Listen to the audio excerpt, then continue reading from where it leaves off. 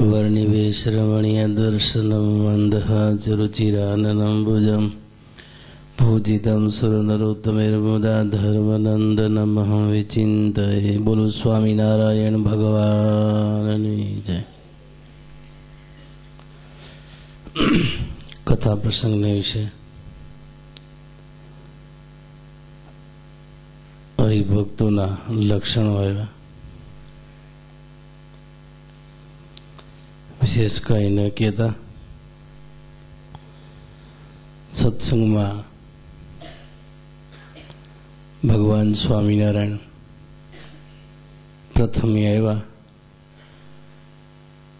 त्यारे दास भावे थे आ सत्संग में रही मुक्तानंद स्वामी जेमनी सेवा करी छे। मुक्तानंद स्वामी ने पण त्रण वार निश्चय में डगमगाट थयो छे। अंते भगवान स्वामीनारायण पोताने अलौकिक लीला एवी बतावी हवे मुक्तानंद स्वामी ने सत्संग में जीव में कोई कसर रेवा देवी नथी। वाला भक्तो आपने बधाने संतों ने एवी बधी भावना के कोई प्रकारनी हृदय में कोई प्रकारनी वासना रेवा देवी नथी एम मारे जे वचनामृत में कह्यु छे। पण मुक्तानंद स्वामीए ज्यारे प्रथम निश्चय कर्यो जेले कालवाणी में सौने समझवा जेवुं छे, सौने ध्यान में लीधा जेवुं छे। एकदम सुगम एकदम सारू। मुक्तानंद स्वामी ज्यारे निश्चय कर्यो त्यारे पहला मुक्तानंद स्वामीए कालवाणी में आरती करी। अब सौ कोई सांजे सौ कोई गाय छे। पहली पंक्ति मुक्तानंद स्वामी बोल्या જ્યારે કાલવાણીમાં આરતી મુક્તાનંદ સ્વામી રચના કરીને જ્યારે મહારાજની આરતી દીપ પ્રાગટ્ય કરીને ભગવાન સ્વામિનારાયણની જ્યારે આરતી કરી પહેલા એમ કીધું છે મુક્તાનંદ સ્વામીએ શરણે શીશ ધરાતી દુઃખ નાખ્યા તોડી। જો આપણે ભગવાનને શરણે સંતને શરણે જો આપણે સીધ ઝુકાયું होय तो दुख नाखे तोड़ी। पहली पंक्ति अति उत्तम है। एक पंक्ति ने ज आपणे कदाच बात करी शक्यो बीजी विशेष समय नहीं। शरणे शीश धराती पहला दीपक ने जયારે आरती शुरू करी त्यारे स्वामीए पहला चरण थी याद कर्या छे महाराज ने।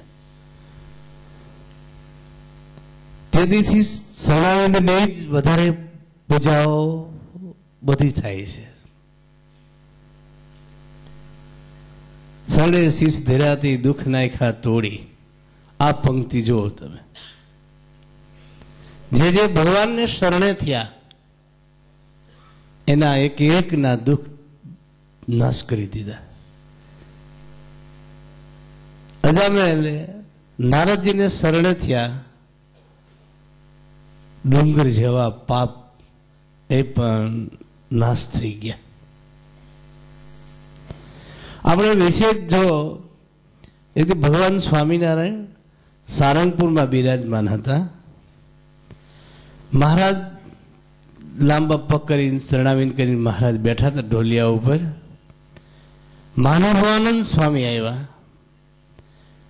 मानवानंद स्वामी शरणाविंद ने अडवा गया એટલે સ્વામીએ મહારાજે શરણાવીને ખેંચી લીધા અને પ્રોઠી વળીને બેસી ગયા।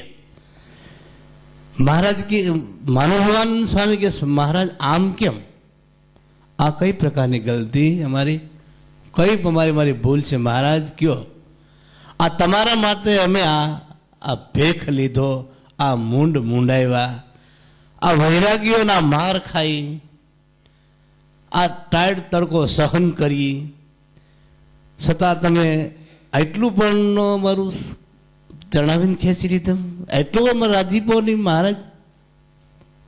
મહારાજ કે હું એટલું તમે કામ કર્યું, એ જે આપણે કરીએ છીએ આપણા મોક્ષ માટે કરો છો, તમારા સત્સંગ માટે કરો છો, જીવ આત્માના કલ્યાણ માટે તમે કરો છો, અમારા માટે શું કરો છો? એ કેમ તમે તો બહુ મોટા. એ કે મહારાજ એવું દ્રષ્ટાંત આપે છે કે તે વટે માર્ગો ચાલ્યો જતો હતો, એક ગામ આવ્યું ત્યાં ઓટલો હૂતો, હોની દુકાને છે, દુકાન બંધ થઈ ગઈ છે, ઉપર રહેતા છે ને દઈઠે દુકાને છે, એટલે ઓટલે સાફ કરીને સુઈ ગયો. સવારે વહેલો ઉઠીને કે ખખડાવે, એ શેઠ ઉઠો, આ તમારો ઓટલો સાફ કરી દીધો છે, 10 કિલો હોનું આપો. હવે ઓલો હોની કે હું અત્યારમાં છે કે મેં તને ક્યાંય હોવાનું કીધું હતું, ઓટલો સાફ કરવાનું કીધું હતું, તારી રીતે હું તો કે ન મળ્યો તને હું તો એમાં મને હું ઉઠાડ્યો છું? એ કે ના, એ કે 10 કિલો સોનું આપો, મેં તમારું સાફ કર્યું છે. ભાઈ 10 કિલો સોનું હોય, સપટીક બાજરો લે કે અનાજ દે તને કે એક રોટલો દે, એ માઇક તો બરાબર છે.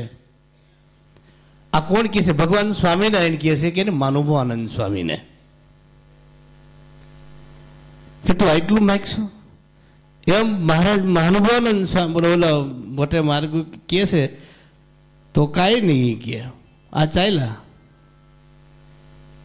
માનુભાવાનંદ સ્વામીને મહારાજ કે તમે આટલું કરો છો, આટલું કરો છો, આ વટે માર્ગોને ઘોડે 10 કિલો મારી પાસે હોનું માગો છો, એ કે તમે તમે આ સત્સંગ માટે કર્યું છે? એ કે આમ પછી મહારાજ તો રાજી થયા, મહારાજે ચરણાવીને આપ્યા. તે દિવસના મુક્તાનંદ સ્વામીએ શરણાવીન વિશેષ સંપ્રદાયમાં સત્સંગમાં શરણાવીની પ્રતિષ્ઠાઓ જ થાય. મહારાજે કોઈને હાથ સાપીને આપ્યા એવું કે શાસ્ત્રમાં છે? ચરણાવીન સાપીને આપ્યા છે મહારાજ. બધાય ચરણાવીનની પૂજા થાય.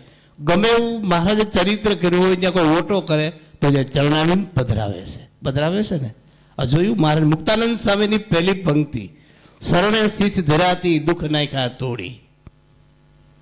જો, અને આ તમે હાવ સૌ કોઈ જાણો ને, જ્યારે કૌરવ અને પાંડવોનું જ્યારે યુદ્ધ થયું ત્યારે ભગવાન કૃષ્ણ એમ કીધું, બે ભાઈઓ કુટુંબ બધા હતા, દુર્યોધન અને પાંડવ, અર્જુન હતા અને સામે દુર્યોધન હતો.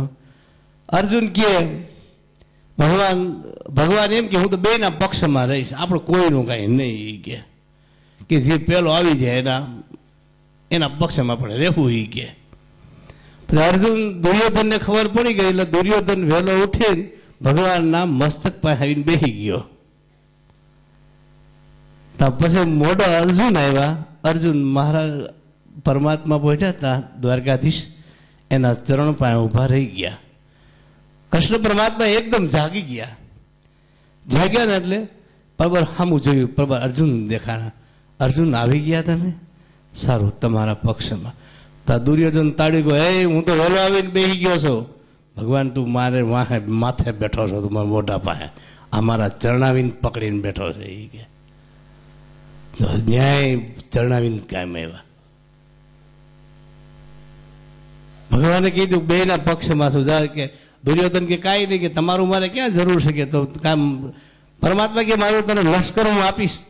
અર્જુન કે મારે તમે જોઈશ, તમે એક આવો તો બસ, મારે કોઈ લશ્કરની કોઈ જરૂર નથી. ભલે ને લઈ જાય, જ્યાં લઈ જાવ ત્યાં દુર્યોધનને જો ચરણાવીન ન્યા ઉપયોગ આવ્યા. ચરણ ક્યાં બેસવાનું છે આપણે, બસ એ પસંદગી કરવાની છે. જે સંસ્કાર મેળવવા, જે કાંઈ મેળવવું એ મેળવવાનું છે. ઓલું નાવિક એને કીધું, પગ ધોવા દો રઘુરાય, પગ ધોવા દો રઘુરાય. એને એમ કીધું છે મોઢું ધોવા દો ભગવાન, મોઢું ધોઈને પાવડર સોંપડી દો, આગળ તમને ફર્સ્ટ ક્લાસ બનાવી દો, પ્રેસ છાંટી દો, એમ કીધું ના? કીધું એક જ કીધું, ભગવાનને તમારા ચરણાવીને ધોવા દો. તમારે ઘરે કોઈ સંતો મહાત્માઓ, જો મોટા પુરુષો જો કોઈ આવે તો તમે શું માગો? તમે એના ચરણાવીને ધોવો છો. બધાય ધોવો છો ને? બધાય જે કોઈ ધોતાય છે આ ધોજો. તે દિવસે મુક્તાનંદ સ્વામી આ પંક્તિ ગાય તે દિવસે સંપ્રદાયમાં મહારાજના ચરણાવિંદ સ્થપાય છે. હજારો ઠેકાણે મહારાજના ચરણાવિંદના દર્શન થાય છે. આપણે જોજો, દર્શન કરજો, ચરણાવિંદના દર્શન થાય છે. કે મહારાજ હાથ છાપેલા છે, કે હાથ છાપેલા છે, કે દેખાય છે કે ચરણાવિંદ છાપેલા છે. એટલે શરણે શીશ ધરાતી દુઃખ નાખ્યા તોડી. આ પંક્તિ પહેલા મુક્તાનંદ સ્વામીએ કાલવાણીમાં ગાય. ત્યાંથી જો કોઈ શરણે કોઈ ભગવાનને સત્પુરુષને શરણે જાય તો કે એક દુઃખ માત્ર નાશ થઈ જાય. મહારાજે 18ના વચનામૃતમાં કીધું ને, મોટા પુરુષને ચડ્યું જે પુષ્પ સુગંધેલી બુદ્ધિ પવિત્ર થાય છે. વર્ણાશ્રમના ધર્મ કરીને ન અડાય તો એની રજ માથે ચડાવીને પવિત્ર થાય. આવી ગયું ને એમ ચરણાવિંદની રજ. મહિલા ભક્તો સંતોના ચરણાવિંદનો સ્પર્શ નથી કરી શકતા, એ ચાલ્યા જતા એની પાછળ રજ લઈને માથે ચડાવી પણ પવિત્ર થાય. જો આવી ગયું ને ચરણાવિંદની રજ કી બતાવી ને, હાર નથી બતાવ્યો. એ તો બધાને કીધું તમને, જે સેડ્યું એ પુષ્પ હું બધું નાક પવિત્ર થાય, આંખે દર્શન કરો આંખ પવિત્ર થાય.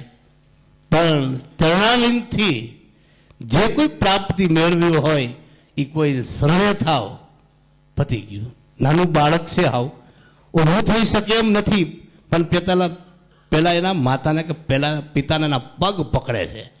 પગ પકડે, પેલા ઊભું થવાની એટલી તાકાત નથી બાળકને, ગોઠણીએ ભરી ચાલી શકે. પેલા ઊભું થવા માટે પેલા એના પગ પકડે, પગ પકડી એના મા બાપ એના હાથ પડીને ઊભો કરે છે. જો ગમે સમાજમાં કોઈના પગ પકડો તો કામ થઈ જાય. ભાઈ એને પગે પડી જાઓ, આપણે એમ કહીએ ને, એને પગે પડી જાઓ કામ થઈ જાય, પૂરું, નવી દે બધું. આમ આ કાલવાણીને વિશે ભગવાન સ્વામિનારાયણ જ્યારે મુક્તાનંદ સ્વામીને પાકો નિશ્ચય કરાવ્યો ત્યારે પહેલાં બધાએ એ જ આપણે લેવાનું છે. આપણે પહેલાં ચરણ ક્યાં ઝુકાવવાનું, કેને ઝુકાવવાનું, ક્યાં આપણું માથું મૂક્યું છે. માથું મૂકે એ માલ કાઢે. હવે કીધું ને, કોઈ માથું મૂકે એ માલ કાઢે. માથું મૂક્યા વિના કોઈ માલ ન કાઢી શકે. એમ ભગવાનને સંતને શરણે જો માથું મૂકો તો માલ નીકળે. પણ બહુ કઠિનમાં કઠિન જો કોઈ સમસ્યા હોય તો ભાઈ નાનું હોય, બહુ મોટી કઠણ છે, બહુ મોટું કઠણ છે, ઘડીકમાં ન મૂકે કોઈ. એમ ભગવાન સ્વામિનારાયણ જે અનંત લીલાઓ કરી, કૃષ્ણ પરમાત્માએ અનંત લીલાઓ કરી, રામચંદ્રજી ભગવાને અનંત લીલાઓ કરી. બધી લીલાના તમે ધ્યાન દઈને તમે શાસ્ત્રોથી જો જોવો તો જેણે જેણે ભગવાનના ચરણાવિંદ સ્વીકાર્યા, જે ભગવાનને શરણે થયા, એ જ મોક્ષ ગતિને પામ્યા છે. એ જ આધ્યાત્મિક જે કંઈ ઉન્નતિને કાંઈ શિખર સર કર્યા છે એ ભગવાનને સંતોના ચરણથી એ શરણ નવાયું છે, ઝુકાયું છે. એટલે જે સત્સંગમાં આગળ વધ્યા છે. બોલો સહજાનંદ સ્વામી મહારાજની જય.